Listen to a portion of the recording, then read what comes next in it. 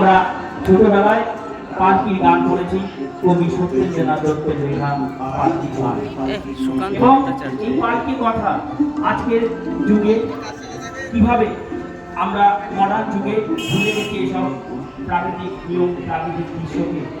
যারা প্রচুর পরিশ্রম করে এক গ্রাম থেকে আরেক গ্রামে পালকি নিয়ে বউ বরকে নিয়ে যেতে পালকির মাধ্যমে, তাদের এই কায়িক পরিশ্রম, এই পালকি ছিল তাদের অর্থনৈতিক জীবনযাপন।